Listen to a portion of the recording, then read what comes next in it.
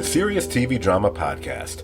I'm Scott, and joining me to put a big old bow on 2022, well, first, the man who started it all with me way back when, the Igor to my Victor, as I'm the O'Brien to his Richter, it's Dan. Hey, Dan.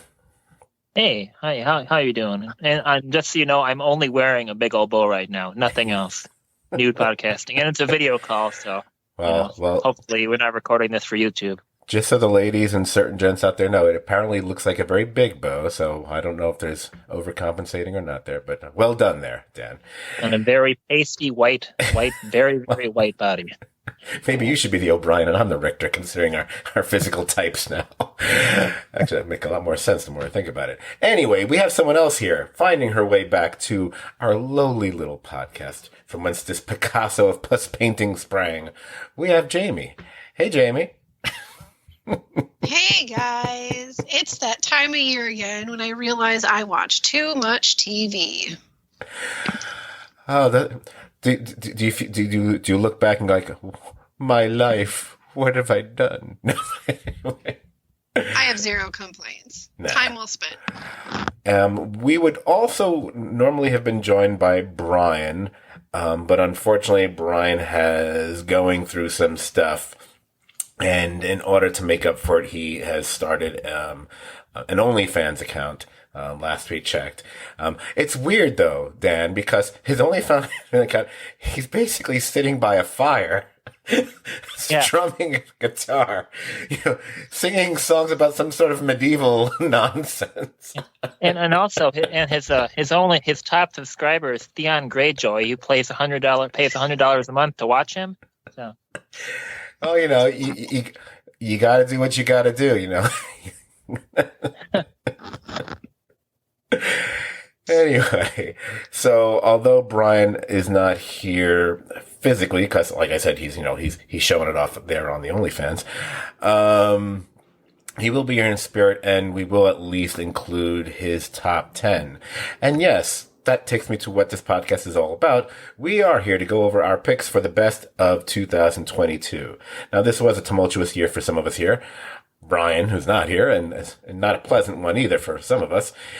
It was a year that had all those twos in it, and the year could actually be categorized as a big steaming pile of number two.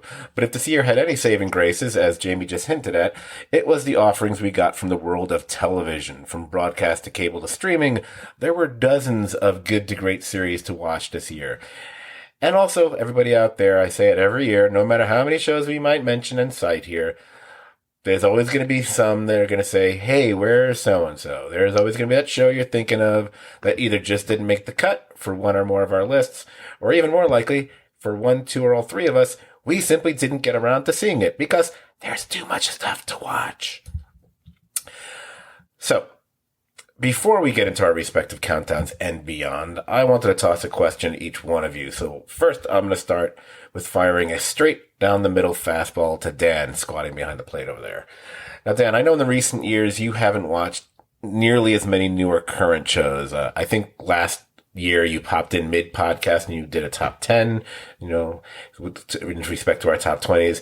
And I think you didn't appear on the Best of 2020 podcast. But you're here tonight. Correct, yeah. You're doing a top 20. I know it was a bit of a strain from our conversation earlier, but still, I was wondering, did you find there to be simply more enticing or interesting things that made you want to watch this year?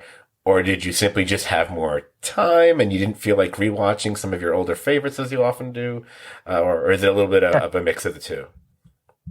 Yeah, well, I still had time for the older favorites as I rewatched Twin Peaks with my daughter, Mindhunter with my daughter, Hannibal with my daughter. I'm watching Star Trek and Cheers, and I'm watching What You Would Expect of Me. But for whatever reason, it just ended up being the kind of year where just there were shows where I would hear something about from the right people, not just hey, we're all friends, we're all going to watch this show, not because it's good, but just because we're watching this show, some kind of weird hive mind thing, which is the reason I didn't watch Ted Lasso until this last year, which, it's a great show, but I don't like to be part of the whatever. But there ended up being just a fair amount of shows that I was hearing, kind of good stuff about, and a lot of shows that aren't super long seasons. And before you know it, I found myself to be watching enough shows to make a top 20, even though in often years it's hard for me to get to a top 10. So just a I mean, it's almost like the streaming TV is like having there's a lot of really good shows on now, and a lot of stuff I just haven't gotten around to watching. But I mean, there's a lot of good stuff to watch, and if there's quality there, I'm going to be drawn to it. And so, yeah, I like the idea, especially because I know you finally got into Seinfeld within the last year or so. So you know how George always said if he was a porn star, his name would be Buck Naked. I think your nickname for the podcast should be Buck Trends, because there's a trend of something to watch. Like, no, that's not going to be me. I'm gonna rail against that. I'm gonna go my own goddamn way, which is usually, not always, but usually admirable about you. yeah. I'm not a joiner. I'm not going to be deliberately obstinate, but I just, I want to watch stuff for the right reasons. And if I'll wait till John Hamm recommends it. I'm not going to just do it. Like the yokel likes it. I hear what you're saying. It was funny that, the last day or two of 2022, and now we're in 2023 as we're doing this podcast, I actually didn't want to watch any more series from 2022 because my list was set. I didn't want to add anything more to it, even back. So I finally went back and started watching something from like a few years ago that I've been procrastinating about and I looked up on our Facebook page. I was like, oh, look, I've been talking about getting around to watching the show for the last 3 years. Oh, now I'm watching it, which was, Narcos Mexico, apparently. And now I'm trying to figure out how I'm going to watch this Kaleidoscope show because I keep reading all these articles about the different ways to watch it. So it's going to take me an hour to figure out which order I should watch them in. But I think I know the order I'm going to watch them in. I'm very excited about it. All right. Jamie, I have one for you. Yes. Too. Now, I know, I mean, and by the way, beyond what I'm going to ask you, feel free if you want to weigh in about your overall view of TV or anything else you want to say here, because I am going to give you a shit ton of setup here. Now, I know that you're a major fan of reality competition series because we're both Survivor fans and The Amazing Race. You're a Big Brother believer as well. And that's where a lot of your other podcasting stuff you've been doing this past year has been talking about shows like that. Now, I've known that there's always an almost absurd amount of chatter on social media about the edits of shows, specifically Survivor I'm talking about. I imagine they say about Big Brother too, perhaps, but I know it's more about Survivor. Because the edits always help form a narrative about certain players, which is kind of like saying it helps to clarify a character arc, which is why I think a lot of people seem to get upset when the results of a season don't seem to line up with the edit that they had been watching, which is like saying the ending doesn't fit the story that you're being told. So I was thinking about this. It struck me to some degree that maybe without even realizing it, maybe it's a subconscious thing, that if you're used to watching like a scripted or serialized drama, are you then therefore applying that to the way you watch a show like a Survivor? Do you think you're doing that consciously or not? I mean, because when it comes down to it, some people, and I was always curious what your opinion was of this, especially since you do spend a lot of time over the last several months talking about these shows. Do you look at shows like that as just guilty pleasures when you stack them up against, and I don't mean like top tier shows, there's a shout out to Brian right there. So maybe Ozark, no, but many of which, but even like low to mid level series, or do you think shows like that do deserve a place in the discussion of the best of TV? Like if we actually ended up finally getting a truly great season of Survivor from start to finish, would that merit a place in the top 20 for you? So there's actually a bunch of questions in there. So yeah. For one, I'll just answer the last question. I was really, really tempted to put this last season of Australia Survivor in my extra 5, simply based on it giving me like faith and hope that the Survivor franchise still has some place to go and grow.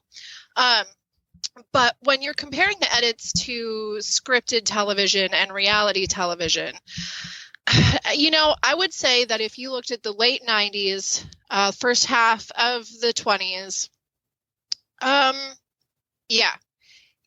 reality television was largely unscripted. It was allowed to be reality. We didn't have major story arcs that were forced, because it was a whole new genre.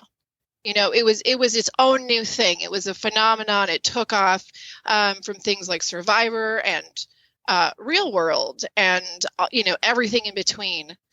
We got to get to know people as the shows aired, but we'd get to see like their bad sides as well, and kind of form our opinions of where things were going from there.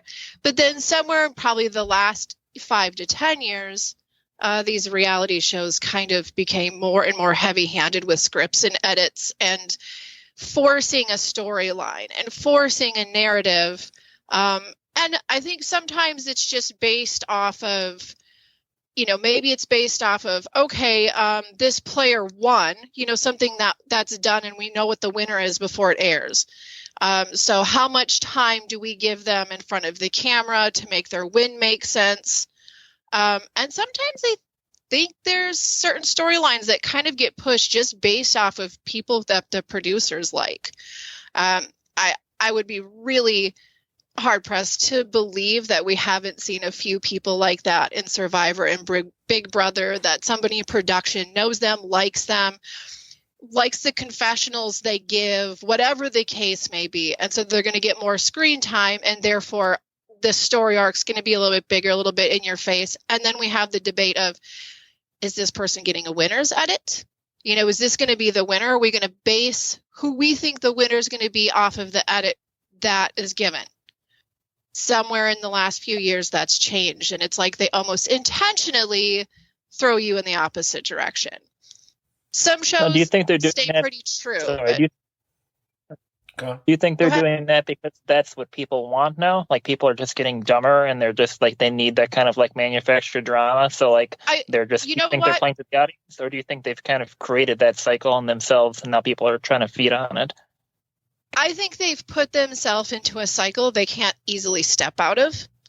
And if you consider some of the biggest television hits in the last 10, 12 years, it's always these like massive plot twists you didn't see coming. Plot twist, bam, plot twist, bam. It was just a huge theme in storytelling. And it's like, it's almost getting pushed into reality television somewhat too.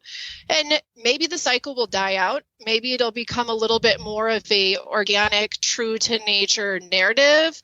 I know there's been a lot of complaints, especially in things like Survivor. Big Brother's a little bit harder because they have live feeds. So there's a whole audience that gets to actually see how these things are panning out, not how production wants to tell you the story.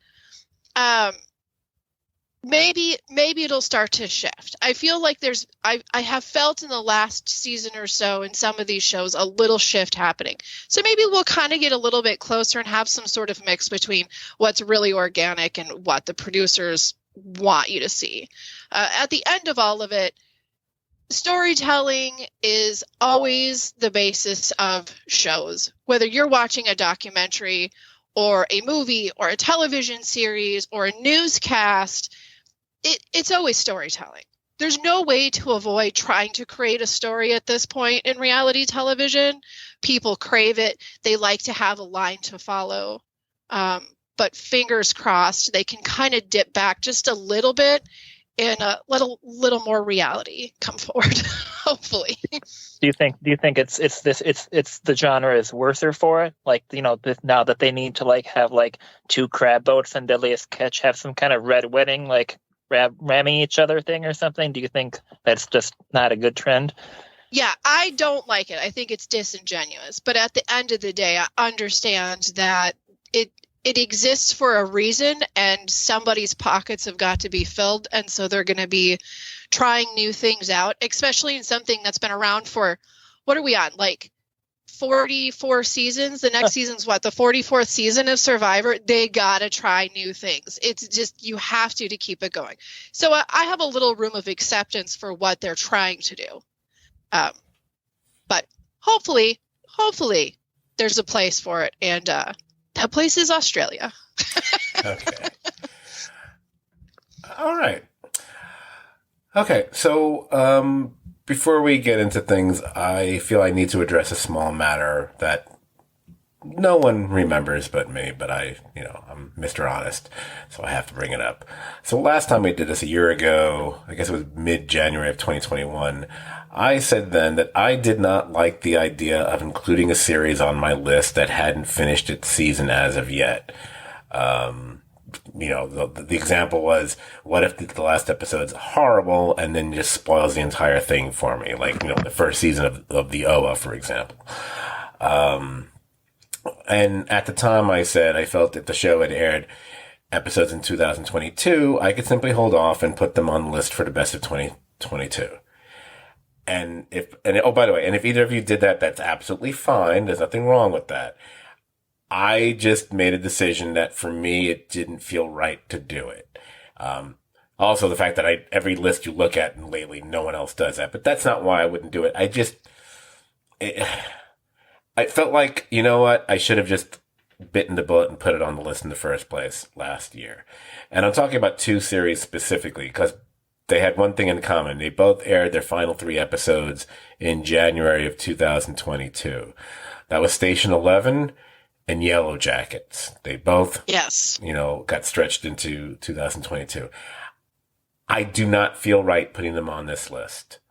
It's because they're, no matter how I slice or dice it, they're 2021 shows. I can't justify it for myself. I will tell you that Station 11 most likely would have made my top 10. Yellow Jackets, maybe the teens, maybe the 20s, not sure.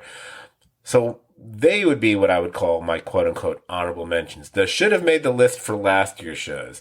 That's the imaginary list I usually reserve for the show that I didn't watch until the following year. And then I usually say, ooh, if I'd watched that last year, it would have made my list. So they're going to go on that list, which even though technically I did watch them, but they're kind of in that nebulous, oh, well, it's good. That's just the way it is. So again, if either of you have anything like that, that's fine. I just made a decision not to do that. Oh, man.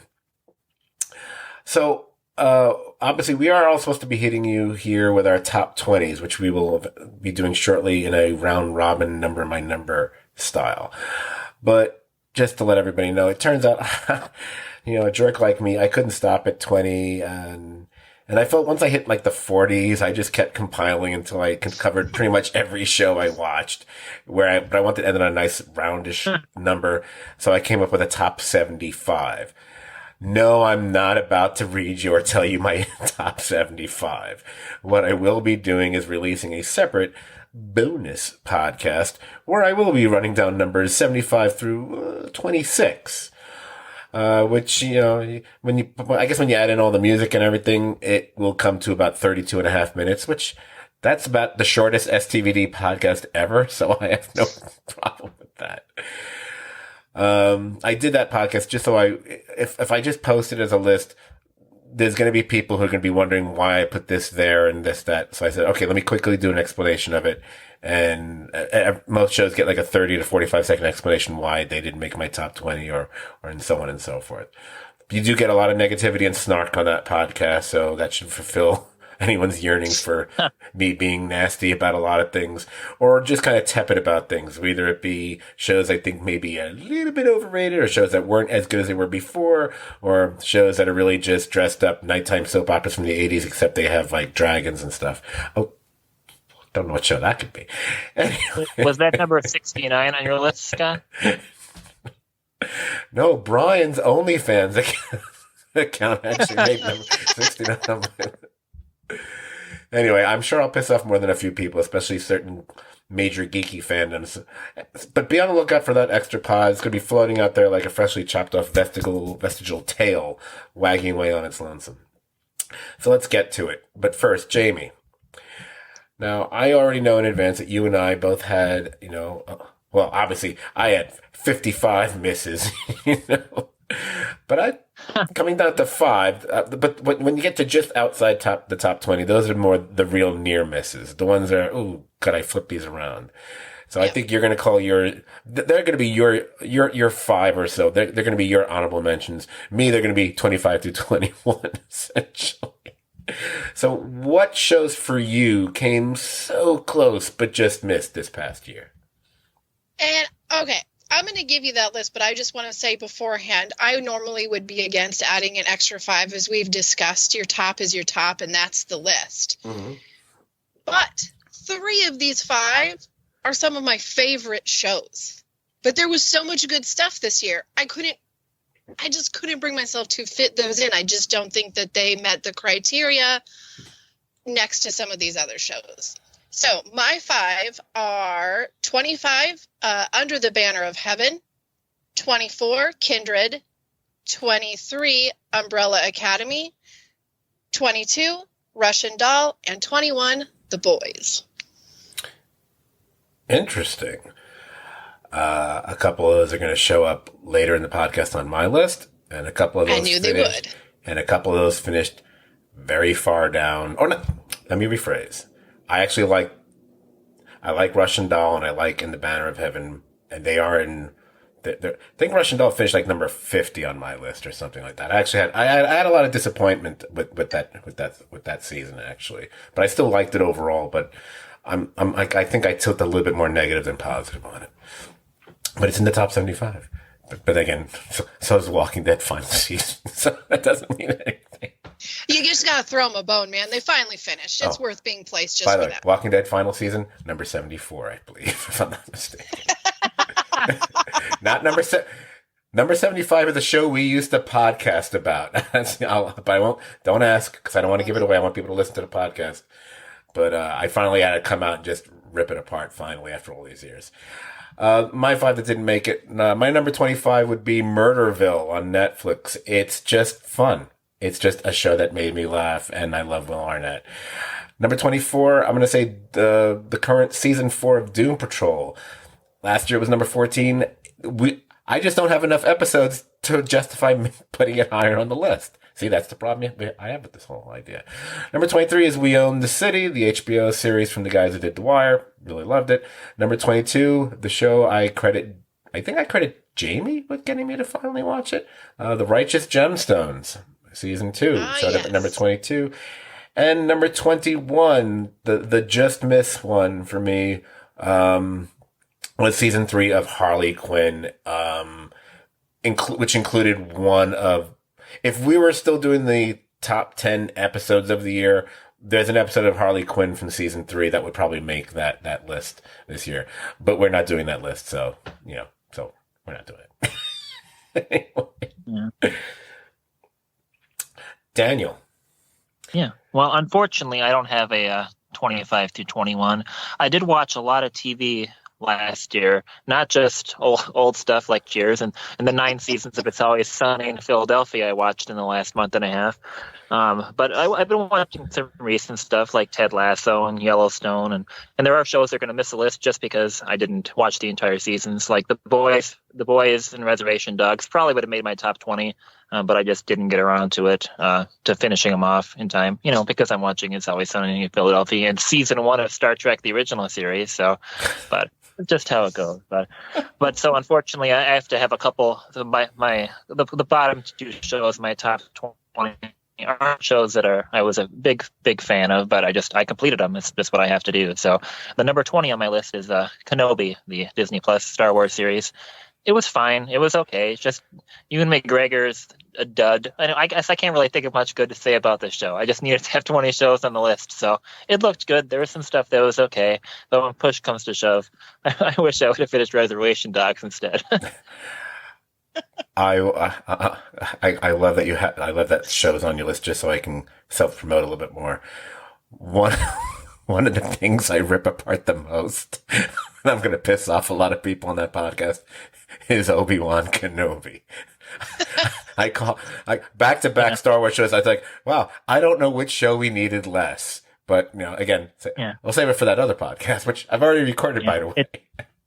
It never became so clear as to why Fargo season 3 didn't work until I watched Kenobi. So I can't. Once upon a time, Darth Vader was a good villain. Anyway, so let's continue the trend of we've entered our top 20 list. So we're gonna, like I said, we're gonna go around. You just gave your number 20, Jamie. What would be your 20?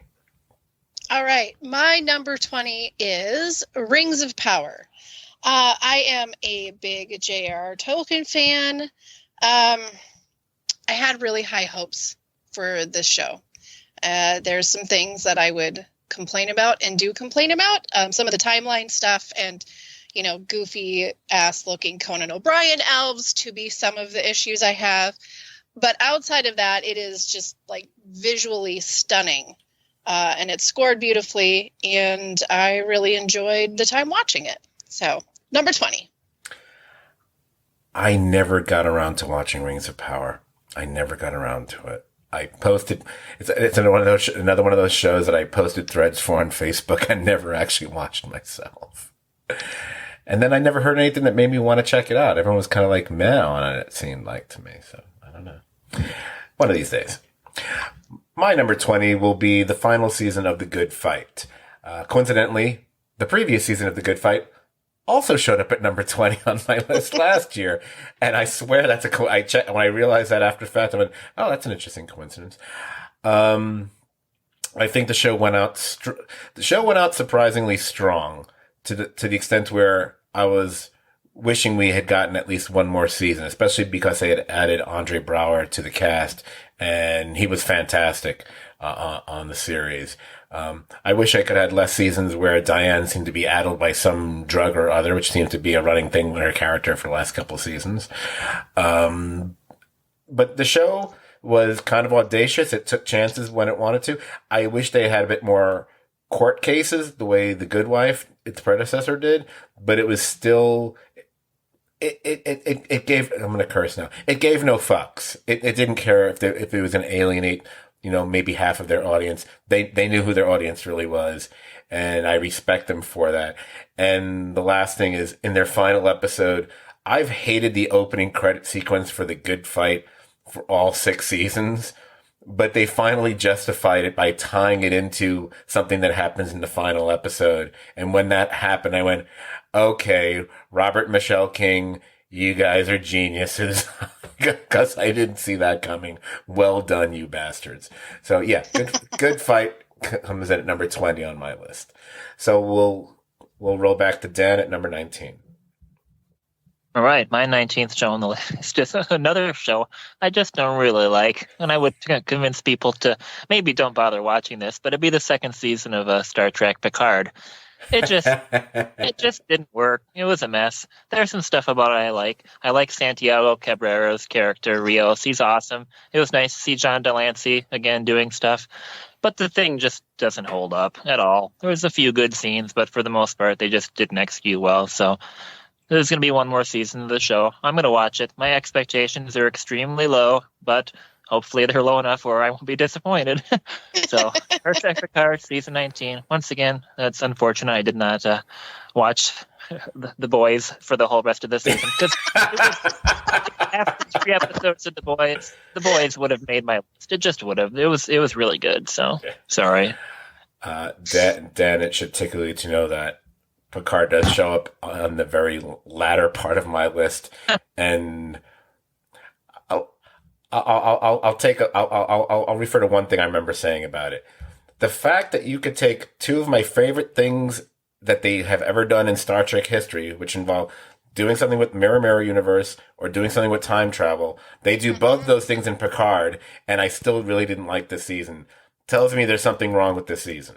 And I want to like it. I love Patrick Stewart, but and it was. And you're right, great seeing John Delancey again, but still, it was fun seeing Jerry Ryan trying to drive a car in L.A. It's it's fun. There's some stuff that's okay, but if your biggest talking point for the season is, hey, they got the guy who was playing the boombox in Star Trek for the voyage home again, but that's that might be the best part of the season. I'm not really sure. I'm also going into the next season with lowered expectations, but look, they're bringing back the entire cast. I do think you're that's gonna cool. have to check it out. I have to watch. Yeah. Yep. Jamie. Okay, number 19, final season of Ozark. It's been a great show. I've loved every season. It ended strong enough. Did I love the ending? It's okay. It's all right, but it deserves its place at 19. Ozark. Where did Ozark finish on my list? I'm just trying to remember now. Ozark finished at number 40 on my list. Oh, actually, 40 is not that bad. Okay. That's not too awful. Yeah. Well, yeah. It's all the guys in the 70s and 60s who I ripped apart. Except for the reality shows. I just tossed them in there just so I can come out around 75. I didn't even think about Australian Survivor. I wasn't sure that was from this year or not, so too late. Too late. Too late now. The list is made. Yes, too late. It's recorded. I'm not amending it. Number 19 for me. I almost put this at number 18 just for the numbering fun, but that didn't make any sense to me. Number 19 is 1899. The series from the guys who brought us Dark, and that we recently found out is not being renewed for a second season. Yeah, Netflix. Netflix. First, you screwed over Archive 81 by how you released that, and it gets buried under other things, and the way your binge model works, there's no way that show could get enough traction.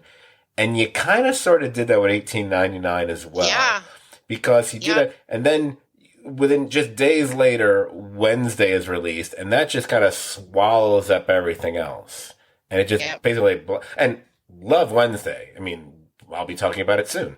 But 1899, at the very least, deserved another season. That said, I'm okay with this being the only season. And I know there are going to be those who watched it who feel we didn't get enough resolution at the end because it basically was keying us into what the second season might possibly be about. But I'm okay with that. It didn't. I don't feel it left me on like a cliffhanger where really. I mean, I guess it did, but I just didn't feel that way about it. It wouldn't have been like say if this had been Dark and Dark suddenly ended after season 2. It'd have been like no, you can't do that. Or they pull like they did with Sense8. That the fans had such an uproar that the showrunners literally had to go in and make a mini movie to be able to finish the storyline because they pulled it at the worst time. Yeah, I mean, so Scott, do you think I should consider watching it then? Since I've been waiting to watch it until I finish Hannibal with my daughter, and since you know that Dark is my favorite Netflix series, and also that I survived like 2 decades of unresolved Twin Peaks season 2 cliffhangers. Do you think that it's worth the investment for me? I would say I'm actually going to say yes. I've been thinking. I'm going to say yes also. I've been telling anybody who had maybe be interested but hadn't got to it yet, I say you can still watch it. There's enough resolution. You'll be comfortable. It'll be fine. I feel that way. The fellow who's co-hosted with me a couple times on the Scott Forgot the 80s podcast actually posted a thing asking that question to the general public. Should I bother watching 1899 now? And I essentially said what you just said. I was like, yeah, you can watch it. It's, the ending is more about this is what the next season could be about, but it's not like really, like Krypton, which don't get me started. Krypton.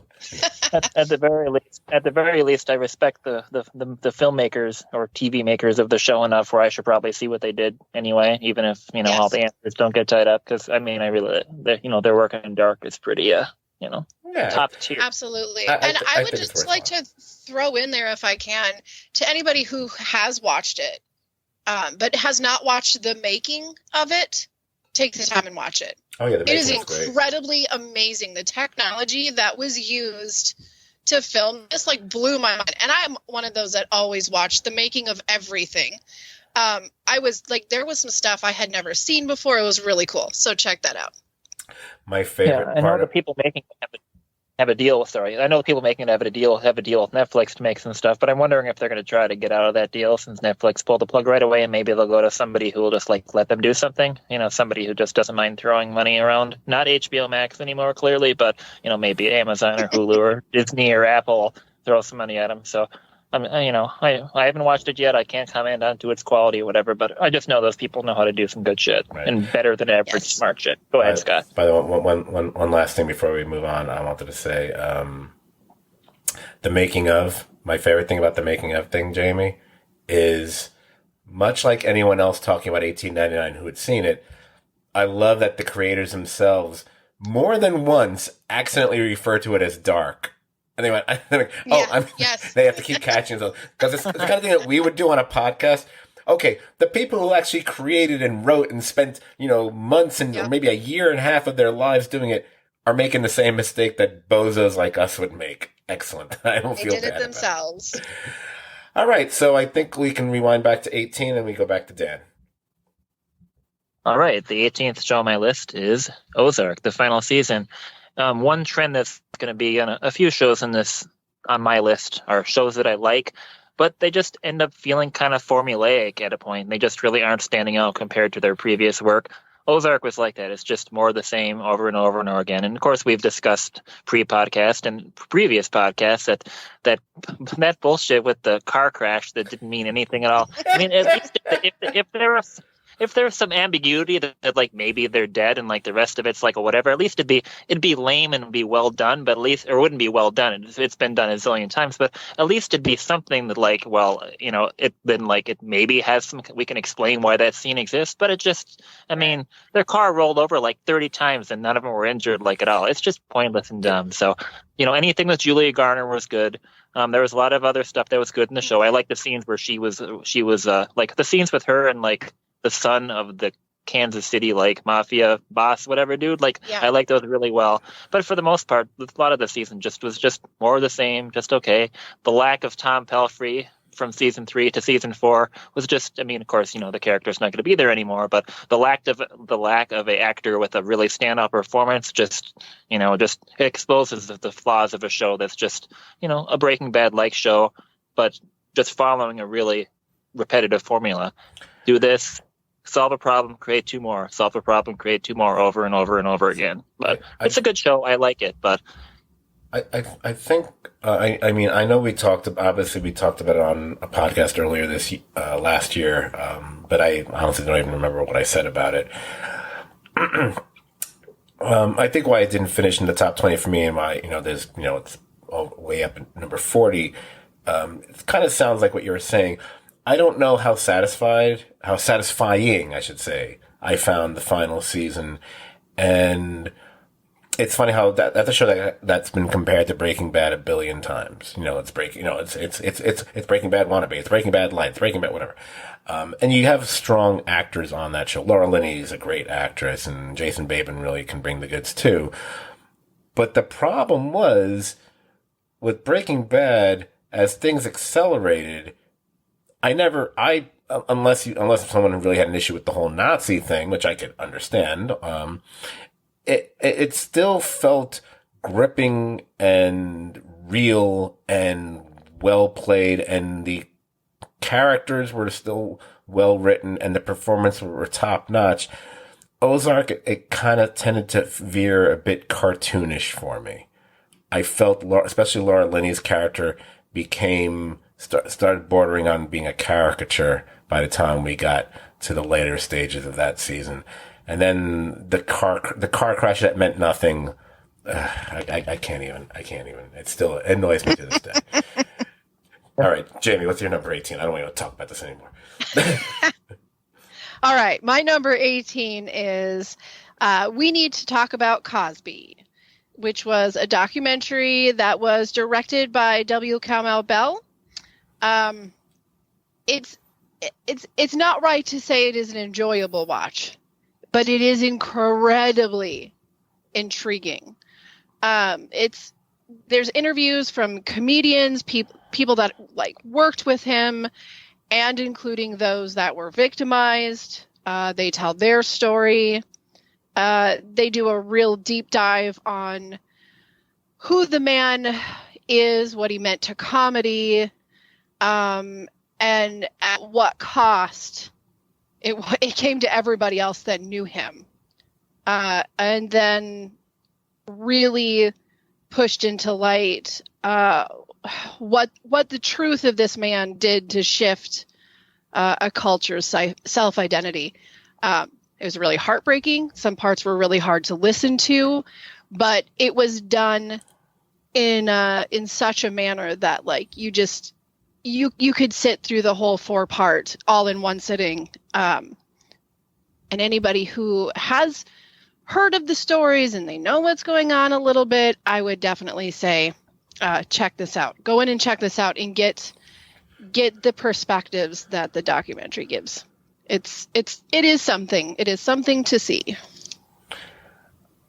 I'm going to be totally inappropriate and follow that with one of the things that made me laugh the most in the past few months that I think I posted on my Facebook page a few months back. There were these bloopers, I guess, from the Zach Galifianakis series Between Two Ferns, and he's had John Hamm on at least once or twice. And the beauty of that thing is, like, you know, they're supposedly always in on the joke, and I mean, they certainly are, but these actors are actually better than we think they are sometimes. They pull off some really convincing reaction, whatever. Yes. But in this instance, there's a moment where Zach Galifianakis says to John Hamm, it's like, so we hear that the Don Draper suit now is actually now hanging in the Smithsonian. It's like, and John Hamm is not like, yeah, it's like, yeah, it's right next to the Cosby sweater. So, he starts, and then he kind of loses it. He said, "That's not true." He couldn't stop laughing. Just the Cosby sweater reference, I just thought was great. All right. Is it me now? Okay. Number 18. You. Number 18 for me would be season 3 of Evil. Season 2 was actually made number 10 last year, but still being in the top 20 doesn't mean I liked it less. It just means there was a lot of other good stuff. Right. I am loving this series more and more from season to season. We've talked about it here and there on the podcast before. It's one of those shows I keep trying to recommend to people. I say, you got to give this show a chance. It's like, I can't believe the people who did, The Good Wife and The Good Fight, this is their show too. But then again, they did that crazy show of, was it Brain Dead? The thing with the politics and the aliens invading everybody. But this show, wow. And Michael Emerson's just a joy to watch. Yes. Yes. Without any shackles on whatsoever. He's hamming it up, and it's so much fun to watch. So yeah, that's my number 18, Evil season 3. They are currently filming season 4. I love that Robert King tweets about it all the time. So you get to see little, pages and photos and everything. And apparently we found out through one of his tweets, by the way, this is fascinating. Even Dan will actually be fascinated by this. That a lot of the style of the way they shoot and the way the art direction for Evil is inspired by Night of the Hunter. And they actually had a photo, they had a still from Night of the Hunter, and they said, we use Night of the Hunter as our kind of like our template for a lot of the different types of shots that we do throughout Evil. And I was like, I did not know that, but that's a fantastic movie, which I think also wasn't in the Variety Top 100, by the way. So I thought I'd let you know. All right, so we're ready for my number 17. I believe you're done with yours, right, Scott? Yes, sir. Okay, so my number 17 is the 3rd season of Atlanta. I did not watch the 4th season of Atlanta, being busy watching other stuff, but it did come out this year, right? I'm not. Oh. What? Well, they split the 4th season into 2 sections. So maybe you saw the first part of season 4, maybe? No, I only watched season 3, but I thought they both came out last year. So I guess maybe I better take a look quick before I. Let's see, Atlanta season 3. I thought they both came out last year. Yeah. Season 3 was March through May, and then season 4 came out. Oh, they broke it into. Those are 2 separate seasons. Oh, okay. Yeah. So season 4 started in September. Season 3 was in May. So it's. I'm not sure why they coded it that way exactly, but anyway, they released 2 seasons in 2022, and I only watched one of them so far because I take my sweet time getting to some stuff sometimes. So yeah. So we've all learned something today. But the 3rd season of Atlanta, I liked it. It was pretty good. There were some episodes that were. I mean, it was a. They were doing some interesting stuff this year. I mean, it basically was, I can't, it's like half the episodes were like they were doing Black Mirror. in which sometimes worked, sometimes some of it kind of felt a little ham-handed, but I guess I can I can respond to subtlety in certain ways, and some stories don't need subtlety, and some stories need more. But they were trying to do some different stuff, and for the most part, I'd say a lot of it worked. And the stuff with their main characters, I enjoyed for the most part. There were some interesting things. Liam Neeson showed up in a very unpleasant scene, and there's a variety of other things. But I thought it was a good show. I'm looking forward to watching the final season, which, as we've discussed, also aired in the same year for some reason. All right, I'm gonna have to address the Atlanta situation when we get up to me later. Jamie? Okay, my number 17 is the third season of Breeders with Martin Freeman and Daisy Haggard. And this year, the storyline focuses more on Paul's parents, which are played by Joanna Bacon and Alun Armstrong. And it kind of forces the realities of what happens when you hold secrets in a very, very long-standing relationship, and what that can mean for a family and for your own identity. And even though it's still a dark comedy, it had a lot of really, really touching moments and dialogue this season, and it was very sweet. Oh, sweet. Before I get to my number 17, so just to follow up on the Atlanta thing. So I thought that was one season that had been separated by a few months. I thought they were doing that splitting a season thing that a lot of other shows have done. I didn't realize it was actually two separate seasons.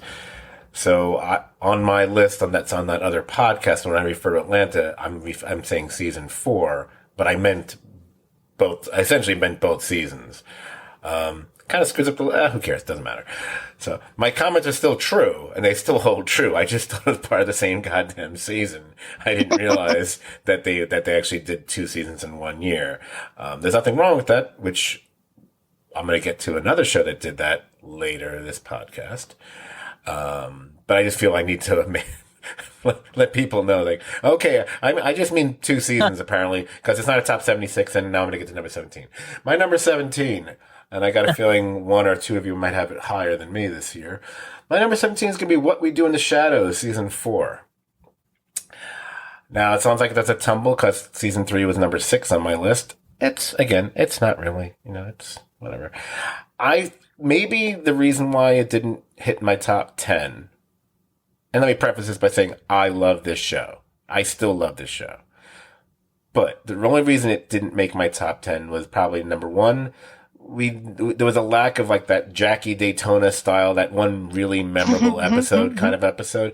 There were really good ones, but nothing that really hit that kind of hype.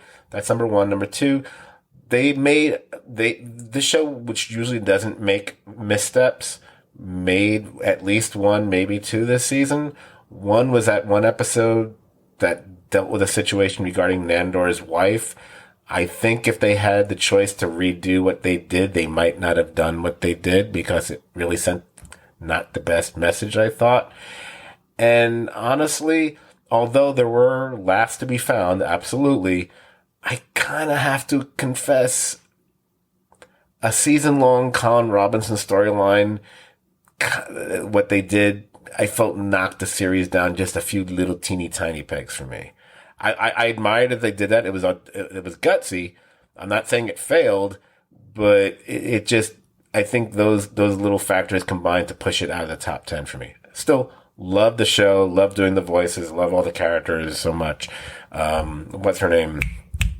What's the character's name? I'm drawing a blank all of a sudden.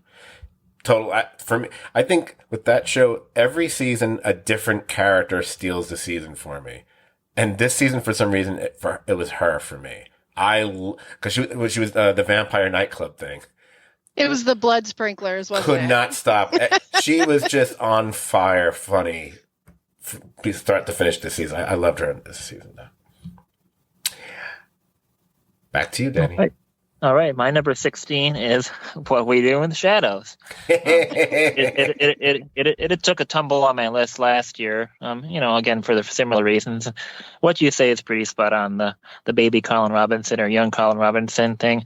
It just didn't work for me a ton. It was funny at times, but I I think I could have boring, bland, sucking the energy out of you, a boring middle-aged adult Colin Robinson for 20 seasons, and I don't know if I would ever get bored of that performance. It's just always great. I don't blame him for changing stuff up. And there were some episodes that were fun. I like the property, like the house flipping episode was great. There was a lot of fun stuff, but when push comes to shove, New York City.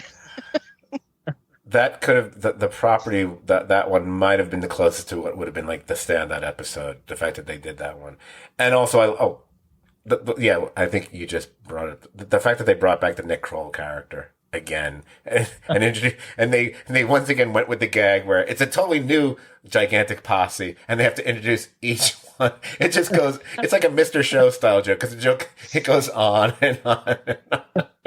It's so good. Oh yeah. Or like the hockey players on Letterkenny, were just like it's like something they always just redo the same shtick thing, the entire thing. So so it was fun. It just it's still they're gonna for them to get as high as it did for the second season. Do whatever, but the shows above it are fairly good. So I'm not gonna knock it. It could be a little better. So Jamie, what's your number 16? My number 16 is Peacemaker. I mean, we've watched it. We know what it's about. We know how it goes. But it is hands down one of the funniest things I've watched all year. Probably one of the funniest shows I've watched ever. I had belly laugh after belly laugh in every single episode. It's got John Cena and metal music and Eagly and, James Gunn dialogue. What else do you need? That's perfection. You don't need anything else. I just did an air kiss to it. Mwah. Me, 16. My number 16 will be, it was one of the surprises of the year because I didn't know about it until maybe a week or two before it hit the airwaves, or the cable waves, whatever. The Old Man, the show that was on FX with Jeff Bridges and John Lithgow. Jeff Bridges has that certain something that over the last several years, a lot of movie stars have come to TV. And it's always kind of it's always been a big deal. He's one of the very few who I feel like it's almost a privilege that we're getting him to work on a TV show. Cause he still has that, he's a movie star, but he's also a great actor as well, which it's nice when you get those two kind of working in sync. Sometimes you can be one or the other, quite frankly. Lithgow also, an understated and maybe underappreciated by some, great performance on the series. Honestly, this would have finished higher on my list, but I thought some of the storyline kind of, I don't want to say it dawdled exactly, but it wore just a little teensy bit thin for me in the latter half of the series. And I think that's what kind of knocked it out of the top 10 for me. But still, it's really good. And I'm looking forward to a new season of it and where they're going to go with it. It's an exceptionally good show otherwise. Daniel. All right, so we're back to me. My number 15 is the third season of Evil. Evil tumbled a little bit for me last year. This year, I think, even though it's pretty solid, but I ended up liking a little bit more this year. Just everything that works in it continued to work. The things that don't work, David. That's the main character's name is David, right? Or the priest. Yeah. He's just he's not super compelling usually for the most part. Not the most interesting character, but pretty much everybody else is. So Ben the Magnificent, always awesome. Having Andrea Martin, who played Quark's mother in the first appearance on Star Trek Deep Space Nine, had a larger role this season. And the show was better for it. She definitely is very good in that role and all roles. So I enjoyed the season, and it's just a fun show. So I'm looking forward to more of that. Yes, I had to even though I'm talking about several Star Trek series tonight, I had to shoehorn in a totally random Star Trek reference. You know what's bad is that I've been doing that in your absence on way too many podcasts over the last several months, and I always make, I basically just did a 10. I made a Star Trek reference. You clearly missed me, and I love you too, Scott. And I remember I rooted for the Yankees in the playoffs this year, so it's okay. You can believe me. I do love you. I think only one of those three statements are true. Fuck the Astros. Yeah. By the way, also Evil. Another. It's also one of the only shows that actually every once in a while actually does manage to kind of give me a little bit of a start. You know.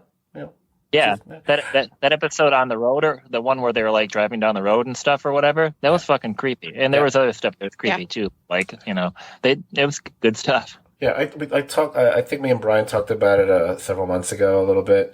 Asif Manji, he's like, I think he's like the MVP of that series. He's so good on that. I love that Andrea Martin is playing a character named Sister Andrea. So like, we don't even have to change her name. Don't worry about it. The only thing I don't like about Evil, here we go again. I don't know why they do this to me. The Kings. I said I kept going on about how I hate the opening credit sequence for The Good Fight. So then they do this overblown credit sequence for Evil now, which I really don't like either. It's like, I like the one just simple, just black letters and what. That's it. It's too much, and the font is so bad where it's like it fills up. It's like it's almost cutting off the. I don't like it. Don't like it at all. No sir. No sir. No sir. Anyway. Well, you ran over the segue that I was going to grab from Dan to go into my number 15, which was, speaking of shoehorns, you better grab one because you're going to need one to get off your swashbuckling boots, because my number 15 is Our Flag Means Death. Jesus. All right. Whatever you think this show is, if you've not watched it, it's not what you think it is. So I've never heard of it. So it's an HBO. It's a period romantic comedy about two men of the sea. One is a pampered aristocrat played by Rhys Darby, and a bloodthirsty pirate, Captain Blackbird, played by Taika Waititi. It's got a full comedic cast. It's charming, surprisingly romantic, very funny, fantastic soundtrack. You just check it out. You got to check it out. It's so charming. It's so charming. That's it. I kept meaning to watch it, and then I never got around to it. I mean, I know about Take Away a Titty's. Sorry. That's all his name is always going to be to me. Involvement in it. It's my favorite. It's my favorite joke I've come up with in the last 3 or 4 years. I came up with an Oscar night when, what was it? Was it Jojo Rabbit? Was that the movie he did? Yeah.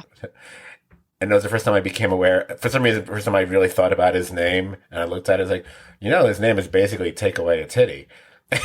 Then the person couldn't stop laughing all night. And I was tweeting it. I was like, oh, that's my joke. If I ever meet him, that's what I'm going to call him. Anyway. Oh, is it me now? Number 15. All right, this might require me to explain things. Okay, this is a show that I know is showing up in a lot of people's top 10 lists. And again, for me, top 20 is you're basically top 10 as far as I'm concerned. My number 15 is Andor. There's a lot to love about Andor. I'm a big fan of it. I love that it kind of gave a middle finger to so many people out there who have become accustomed to this Star Wars formula of how everything is supposed to sound and look and feel. And they said, no, we're not going to do that. We are going to use some George Lucas-like things. We're going to go back to like THX, blah, blah, blah, where the hell that movie was called back in the 70s. Was it 1138? Whatever. And stuff like that. We're going to go, we're not going to use the same kind of scores that you're used to hearing. We're going to go for more of an eerie early 70s kind of vibe, whatever. We're going to keep changing the genre where it's going to feel like it's this, then it's this, then it's this. Oh, it's a caper. Oh, it's a heist. Oh, it's a prison story. Oh, it's, The only reason it probably didn't make my top 10, and again, 15, you might as well. The main character is not the most compelling character. Kind of like what you were saying about David on Evil to a certain extent, although different. And it's funny because I'm now watching that actor, Diego Luna, on when he did Narcos Mexico, and he's kind of like one of the main antagonists on that show, quite frankly. And I'm kind of starting to think it's the actor. He's not a bad actor, but there's something he doesn't have that certain something where it's kind of like he owns the screen, so to speak. You know, if I don't He's know not how like projecting himself. He's just kind of like there. he just he doesn't have that kind of gravitas weight kind of thing where it's like, ooh. He's and again, it's not that he's not good. He's good. It's just he reminds me of someone like, oh, you know what? You're good, but I don't know if you should be main character good. You're more supporting player good, I think. But there's so much to like in that series. I really enjoyed it. But it sounds like I'm being negative, but I show it's number 15. It's weird. I really liked it. It's my number 15. I'm gonna stop talking about it now. Go on, Dan. All right. My number 14 is Lord of the Rings show because I never bothered to remember what the actual titles of these things are. I ended up liking it enough. I ended up liking it an awful lot. I'm sure Jamie talked me into watching it at some point, and it got me to actually rewatch some of the. I watched the 3 Lord of the Rings movies again, and then I watched one of the Hobbit movies and didn't bother watching anymore. Why? But Yes. it's just a really good show, Scott. I think you would like it. It's not perfect, but there's got some good performances, some interesting twists, and it's just a nice exposure to get in that series again. Also, and this is a breaking news alert. For the last half of the season, I would lie to Jamie and tell her I was watching the episodes on Wednesday when it really came out on a Friday, and for whatever reason, my phone, my show tracking app said that it came out on Wednesday, so I just started pretending that I watched it a couple days before just to fuck with her. So that's You're an ass. This just in, breaking news, Dan is an ass. yeah, but in a very benign, completely meaningless way. Yes. Oh boy. Oh my gosh. Okay. Does that bring me to 14? That brings me to 14. Yes. My 14 is evil. Demons, one angel, more demons, and gets a little bit more, psychological. Creepy vibes are good. I like where the show's going. It'll be interesting to see what next season does with the flip side of the demons and it being the angel season. Kind of curious how that's going to work with the show. So I'll be tuning in. I think it's one of the shows that I often use the word bonkers when I talk about it. Yes. Like apparently, it's an appropriate time to use it. Like apparently, Christine Lottie's gone bonkers on that show. I don't know what to make of her anymore. My number 14. My number 14 is Archive 81. Hey, Netflix. Thanks for screwing us out of another really great show. And this one did end with a definite cliffhanger where I don't know if I can tell anyone to watch the show, because if you watch the series and it was really good, but then you see how it ends and then you find out, oh, by the way, you're not getting anything else, you're going to be pissed off. Kind of like the way I was pissed off when I found out that they didn't renew it. It's like, this show didn't cost that. It's got honestly, you can see the DNA of things, everything from The Shining to Rosemary's Baby to the things that what's his name, Jamie, Midnight Mass and Haunting of Hill House. That fellow's name, but what is it? Oh my gosh! Wow, we are horrible podcaster. Anyway, Flanagan. Is it Mike Flanagan? I'm going to say it's Mike Flanagan. That sounds. Who also I think pitched for the Baltimore Orioles back in the 80s.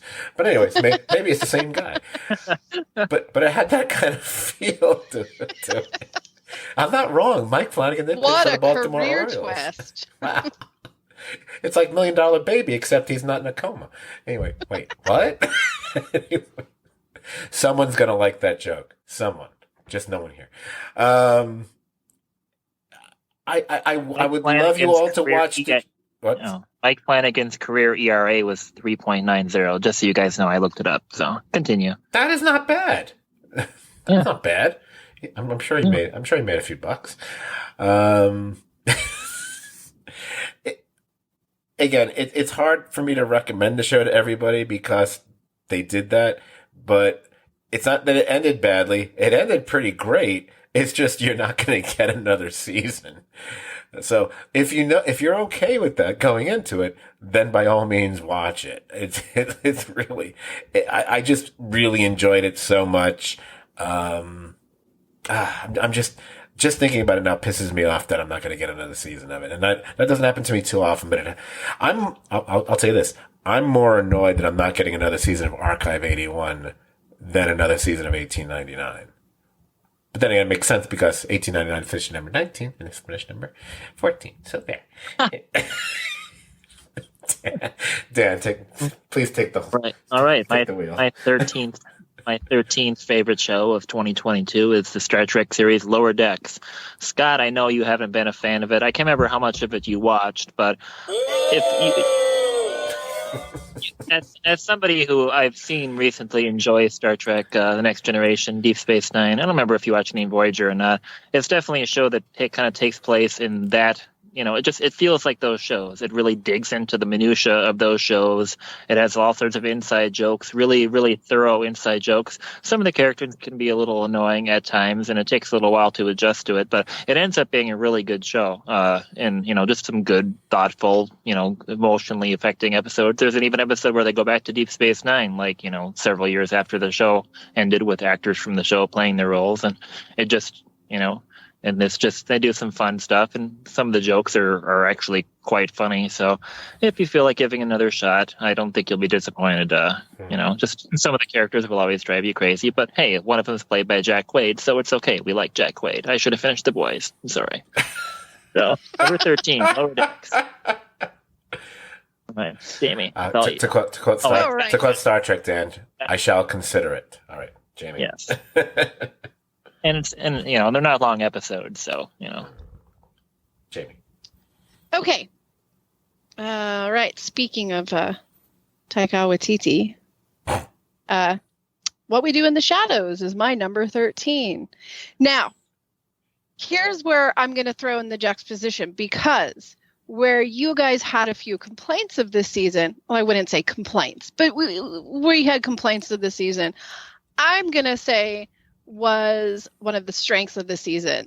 This crew managed, if you just think about the concept, they took the body of a child and digitally replaced its face with that of an adult, and they were able to run this gag through an entire season and actually have one of the most developed storylines through the season that they've had. And if you have a preteen like my preteen, like the one I'm currently raising, it's like the season was talking to me the whole time. So like the scene where he's in the car and he's got them all trapped in the car and is talking about Minecraft, like these little moments when he's smashing holes in his wall and he's just angry and they can't figure out why he's so angry. There's so many moments of like raising an angsty kid that is in this. That is just, it's just hilarious. I don't know. I thought it was a great season, and I would say it was my favorite season. There you go. I know. Don't gag, Scott. It's okay. Don't gag. I wasn't gonna gag. I was waiting. I figured you would given Dan enough opportunities to take a few shots there, so I was gonna let him. No, I don't really think that she has to love Colin Robinson to prove she loves her son, but it's okay. I'm not going to argue with her parenting style. So good job, Jamie. Coming from that mindset, I can see why it would appeal to you, and I thought those jokes were funny too. I just I could see that. I think it's a lame reason, but if you want to admit on a podcast that you are raising your child to be an emotional vampire, that's also cool. 100%. 100%. Absolutely. So, yes. In a not similar vein, except for the fact that I always like the idea of the number 13 having some sort of more of a supernatural element to it, and since I already used up evil, my number 13 will be the series Wednesday. Love Wednesday. Jenny Ortega just spent, 20-something minutes talking about it on the previous podcast, so there's not really much more for me to say about it here. I was surprised by how much I enjoyed it. Although I needed people to stop giving Tim Burton all the credit for the show. I was like, no, stop it. He's not the creator. He's not the writer. He directed 4 of the episodes, which is, and there's something to be said for that, but it's not his show. It's not his show. And he's not the one who did, FYI, and he's not the one who did the Addams Family movies either. That was Barry Sonnenfeld. They were not Tim Burton things. The only thing with Tim Burton is that his stylings and his specific art style is very similar and definitely is inspired by the work of Charles Addams. That would be his major connection to the Addams Family to begin with. It was just, look, I'll say one negative thing, but not about the show, just about everybody else in the world. Okay. All you people, I'm the one cursing tonight, not you, Dan. All you fucking TikTokers out there. I don't need to see one more Wednesday dance. But if you're going to do it, stop using the Lady Gaga sped up track song from like 10 years ago, since that wasn't what was used on the show. Yeah, that's weird. Why would you do that when you had something so magnificent at your fingertips? Yeah. The Cramp song, the Google, perfect. Plus, that character, would never listen to a song like that song by Lady Gaga. And I have no problem with Lady Gaga, by the way. I actually don't mind. I actually enjoy her stuff. But it doesn't make sense. It does not make any sense. And it bugs me because, I wanted to see the Cramps get as much of a boost to their stuff the way Kate Bush did from the Stranger Things using it. And they did. Don't get me wrong. The Cramp song has gotten a huge boost on, Spotify and whatever. It turns out someone else got the rights and is getting the money, whatever. But it's still, at least it's exposing the Cramps to a new audience, I think. But it just pisses me off, the whole Lady Gaga thing. It's like, and most of them are really, they kind of do like choreographed dance. Like, no, it's a one person dance. It's not meant for like 5 people to do it in a row. You're missing. Yeah, this isn't Thriller. No. But anyway, really love the series. Looking forward, it's looking forward to the second season. A lot of fun. I thought it was that's when I thought was gonna make my top 10, but then when I started compiling, I was like, oh my gosh, there was a lot of good stuff last year. So it just misses here at number 13 for me. Okay. Well, before I get into my number 12, Scott's rant there's made me decide to have the Lady Gaga Tony Bennett special from 2021. We will now knock Kenobi off my 2022 list. So it is now on my list because it was really good. I have a lot of respect for Lady Gaga and the way she was just such a class act. Not my kind of music. I mean, that kind of music's my kind of music, but I'm just like such respect for this person. So fuck those TikTokers, fuck Kenobi, but that's now number 20 on my list. So the show from 2021. So now in reality, my number 12 is Murderville. And as somebody who watched like 6 seasons of BoJack Horseman this year, for some reason, I can't get enough Will Arnett. But let me tell you, Murderville, totally different show than BoJack Horseman's later seasons. And it's just a great show. I saw like yesterday that there's a Christmas special for Murderville, which I haven't seen yet. I need to watch that. So, but yeah, just a great show. Laugh out loud funny. Just such a weird concept for a show, and just I'm looking forward to it. It just came out of nowhere, and I had no regrets watching any of it. I've actually watched the Christmas special, the Who Killed Santa in Murderville. They do a nice thing for anyone. If you haven't seen the series, it doesn't matter because they open the episode explaining the whole premise. How they bring in these celebrities and they're not told anything. They're to the point where they're actually brought in. I think they're blindfolded up to a point so they don't see anything until they're brought to the set, and they just have to improvise. And everyone else is kind of knows what's going on, whatever. And the fact that they got Jason Bateman, I mean, the whole Will Arnett, Jason Bateman thing, which has been going on for years.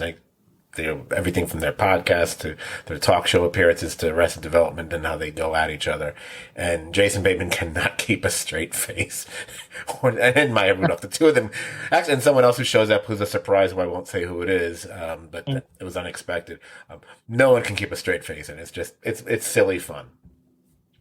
But I'm pretty sure that there wasn't much that gave me more pleasure in 2022 than watching somebody on Murderville trying to say with a straight face whatever alias that Arquette's character was cooking up for them over a earpiece. It's just just unfucking believable almost every time. Just bonkers. So good stuff. So good job, Murderville. I think the Conan O'Brien one's still my favorite episode of that one. Because that's like the first one, but he's like so well suited for it. It reminds me of like watching comedians in cars getting coffee. There's been so many episodes, but I always go, yeah, but you know what's really the best one? You go back to the very first one, I think, it was with Larry David. That's still like the best one. Same with Conan O'Brien. Jamie, I'm sorry. Okay, guys. Well, I took the gamble for number 12, and it's going to be House of the Dragon. So here's the deal. We did a Game of Thrones podcast. We talked about it. We know all the feelings. I know your feelings. We know all the feelings. But I was kind of willing to risk getting burned, as it were, for a show about dragons. Burned. Yeah, she said burned. Huh? And Matt Smith. This cast was just...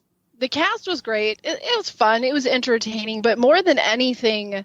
the standout performance of Patty Considine. It was just like dramatic theater in every scene he did. He was just so beautiful in it, and it was, instead of being a story about a kingdom that and a family that's falling into ruins, I just saw this story about a man who is a king, but he's just trying to be a dad. He's just trying to be a dad and failing as a king. And season 1 was great. I can't say with what it's going to bring. We've had problems in the past. We'll see, but I really enjoyed this season. I'm not going to beat you up for it. It's on my list. It's number 39 on my list, actually. So it finished one spot ahead of Ozark, and one behind the Sand. I watched it, and I bailed on it multiple times, and Jamie kept forcing me to watch more of it. And then the show did actually get better. And then, just to drive her crazy, I refused to watch the season finale until the week before the next episode airs. So I don't know how the season ends yet. But the few episodes before that were actually showing marked signs of improvement. And while it's not it didn't make my list, I didn't regret watching the episodes that I watched, or being a pain in the butt not watching the finale yet. I actually spent a couple minutes talking about it on the little bonus podcast, but to sum up, I liked it. I find it interesting. My problem with sometimes my problem with shows like House of the Dragon or Game of Thrones tends to be more. It becomes less about the show and more about the fans. And a lot of the fans, and some of them are great. A lot of them are great people, but the way they approach these shows and the way they talk about them can kind of irritate me to a certain degree. And look, I know about coming from a geeky fandom. I have my own, whatever. Except here's the difference. If I'm watching a show, like I'm geeky about superheroes, for example. So whatever, The Flash or something like that. But even though I know things about that character that have happened in the comics over the years, I also know that that's what happened in the comics. That doesn't necessarily mean anything for the show I'm watching. It didn't happen there, so I can't think of it that way. The problem I have with a lot of the fans is the way they talk about the way they used to talk about Game of Thrones up until a point, and the way they're talking about this is everything they're talking about is things that we have not heard or seen on the series. They're just using the backstory of what they know from the books to inform them of what they're talking about. And my problem with that is but you don't know if that's really part of the series. If it hasn't been done or said on the series, you can't say that. You can't expect it to be beholden to that as canon, and it kind of just annoys me because they give the show much more heft and importance than I think it merits sometimes. I think House of the Dragon is actually good. It's different from Game of Thrones because it's damn simple. It's basically one story. We're really following, and maybe 2 locations, whereas Game of Thrones was a whole lot of story threads going all over the place, whatever. We had to keep track. This was okay, I can kind of see what this is, whatever. I like that the performance Patty Considine is the standout absolutely of the show. And it's funny because I actually saw one of the other actors in a show that I'll be talking about later. It's oh, I know who she is. And I actually remembered the name of her character, but I can't remember the name of the actress. which, if you remember Game of Thrones, I tended to screw up the names of the characters. I think the Yeah, character is Alicent Hightower. Is that her name? Is it yeah, Olivia? Is that who you're talking about? I have no idea what her name is. The one yeah. that But the creep. Olivia Cook. Yeah, that's probably who it is. Yeah, I think that's right. Okay. yeah. Anyway, I'm sorry. Oh, And honestly, I enjoyed Matt Smith in the show too. I've Yes. seen him in a few things before, and I just, he's not an actor I have a huge attachment to, but he just looked like he was having a hell of a time playing that character, and he was playing it well, and I just Yeah. enjoyed seeing his performance. So just kind of, I was just say Matt Smith. I hated him on The Crown, but I did like him on yeah, House of Dragon. And yeah, I've never seen Doctor Who or any of that stuff, so I wasn't. yeah. I knew who he was, but I wasn't hadn't really watched him act before. I think there was one other British series I've seen him in, whatever. And I just did not think he was good on The Crown. But he is Yeah. very good on this. I will grant you, he is very good on it. So, even though that whole storyline's kind of. Actually, there's a lot of storylines like that on that show. Yep. Yeah, it's, like I said, it's Dallas with dragons. Anyway, so, or actually more like Dynasty with dragons. So, number 12 for me, and the more you think about it, the more you know I'm right. The more you know I'm right. Number 12 is The Umbrella Academy Season 3, what Jamie mentioned earlier as that was one of your near misses, right? Yep. I just love the show. This show was one of the two things that inspired me to start that other podcast because of the Footloose number that opened the first episode of the season, which by the way, and I said it on the Footloose podcast, but for anyone who hasn't listened to that, by the way, you really should. It's a really good fucking podcast. The choreography and basically almost the entire song of Footloose in the Umbrella Academy episode, season 3, episode 1 is better than anything that's actually in the Footloose movie. Because the ending, I was very kind of like, oh wait, we're gonna get the whole choreographed number. Like, it's gonna be like what we did in Umbrella Academy, and then you got, like, oh, it's much better in Umbrella Academy. So take that, 80s. Anyway. Take that, will you? But anyway, I really enjoyed season 3. I believe I even podcasted about it, if I'm not mistaken. Although I think it might be our least downloaded, listened to podcast this year. Whatever. But I really enjoyed it. I loved how they handled. I was very curious how they're going to handle the situation regarding a certain performer and character, and I thought they did a fantastic job. Yes, they did with that, and it worked so well. So kudos to everyone involved in that. It ended up just working for the series even better than I could have expected. And definitely looking forward to the 4th, and I believe it's the 4th and final season. I think they said the 4th season will be the final season, because at least Netflix renewed that. Anyway. Dan. All right, my 11th show of the year is the first half of the first season of the rebooted Quantum Leap show. It took me a little while, and I have no idea how many episodes are going to be in season 1, but I just, there was enough in the first one, so I didn't really know what was how the show was going to be going in.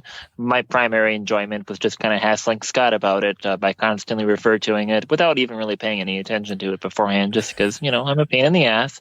But it took me a little while to dig into, to really get a feel for the show. But the more I watched it, the more I liked it. The performances are solid, and it feels like a network show more than like a prestige whatever show with some of the performances and stuff like that. But it works. It's good. They're doing some deep dives with some Quantum Leap history, and it was one of my favorite shows back in the day. So I feel they've been respectful without being super cheesy. I like the fact that the lead. I recently saw an episode of It's Always Sunny in Philadelphia where a convenience store gets robbed, and they all They all envision how they would react in horrible ways, and he's the guy getting robbed at the convenience store. So I enjoyed noticing that this year. His voice is very distinctive, but he's been good in the role, and I'm looking forward to seeing. Actually, I think it came back yesterday or maybe today or tomorrow. It's close. The mid-season hiatus is over, and the season will continue. So I'm looking forward to seeing what they do with it. It's been better than I anticipated. That came in number 61 on my list. Nice. Oh, you actually watched it. Nice. I did watch it. Basically, I agree with what you said. My only issue with the show and why maybe it's further down my list. I just don't find I like all the performers on the show, and it's an unfair comparison, I know, but I don't find the lead or the two main leads as interesting or compelling as the people who came before. And there's a certain repetitive nature to how he's been dealing with the problems in each time period, which has kind of bothered me a little bit. But overall, I like it. I'm gonna now that it's coming back. I think you're right. I think it does come back this week. I do plan to continue watching it. I'm hoping that they do somehow convince Bakula to come back, because it feels like that's where the trajectory of the show is headed. Yeah, this whole thing. I think that's like that's where we're going with this. Eventually, you just figured you'd eventually convince this guy to come back. So you just gotta, I don't know, throw some money at the guy. He'll come back. Anyway. Yeah, I mean, he did do an episode of Always Sunny. He could come back to his own show. Oh, yeah. And he was on Star Trek Enterprise for 4 seasons. Yep. Yes, he was. Yes, you got it. You roped it in. I was waiting, and I was thinking, that's too. It's too easy because he likes the more esoteric ones. No, that's too much. No. I was wrong. Jamie. Jamie's number 11. My number 11 is going to be season 4 of Marvelous Mrs. Maisel.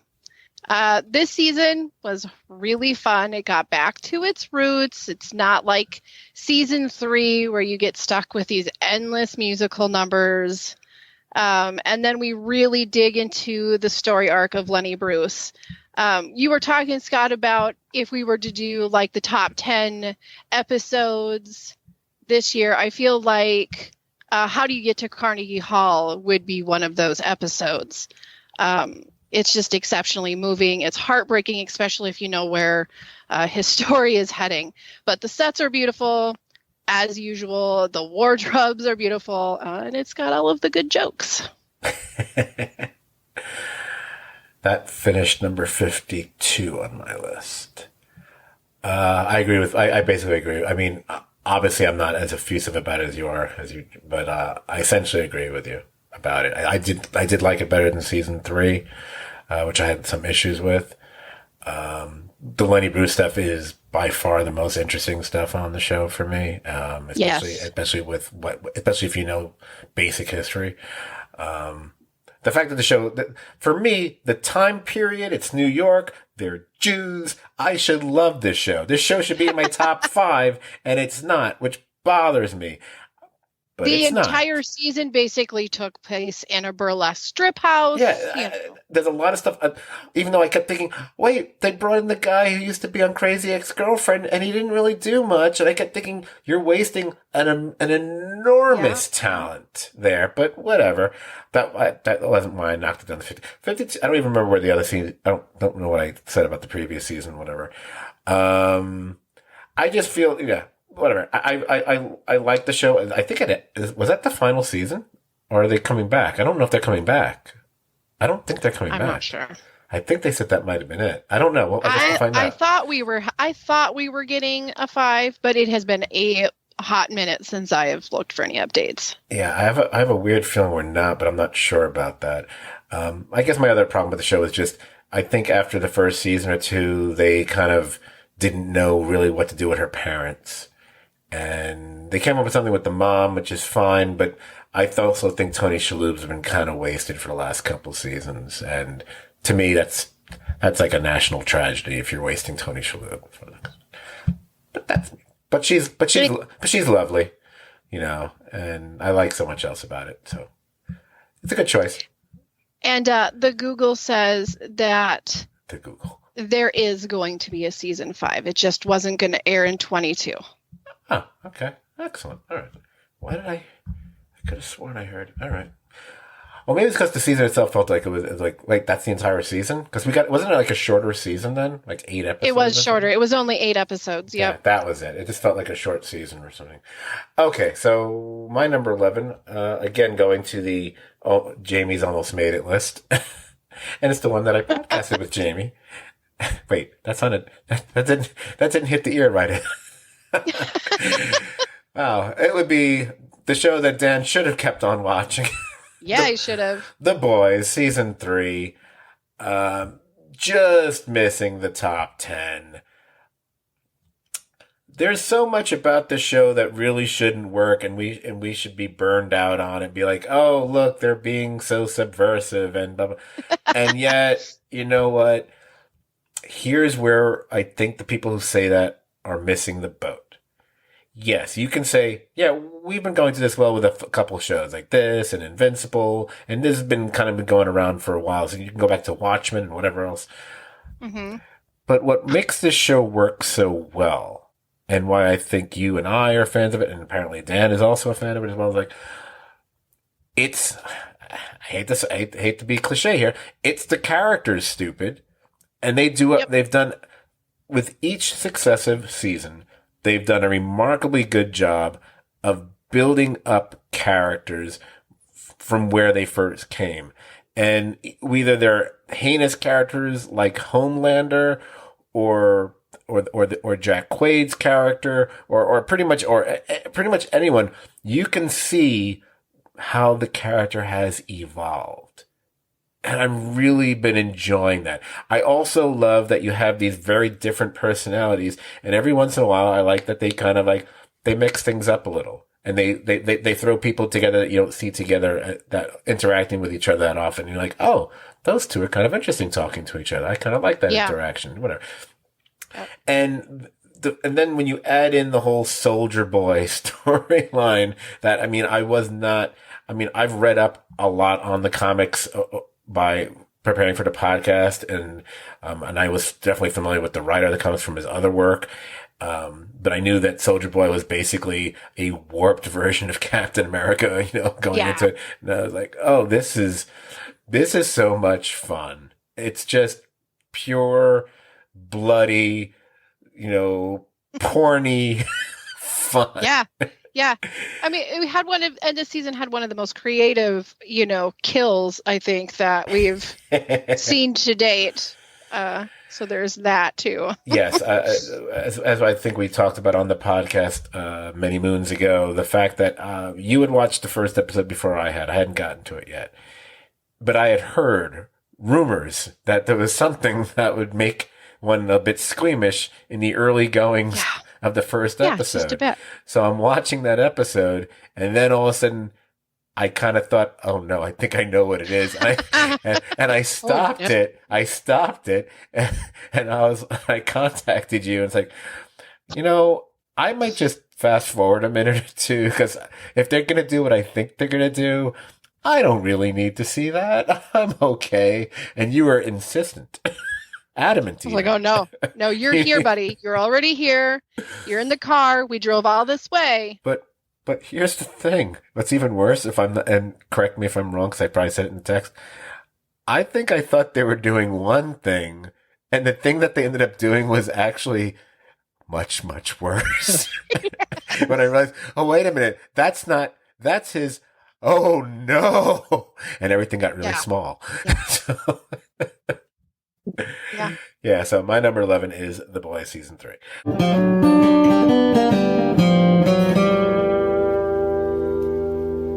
Now we could go further. I certainly have some fun stuff planned before we resume our countdowns here. But checking the clock, we're already at the hour and a half point. We've actually passed that, quite frankly.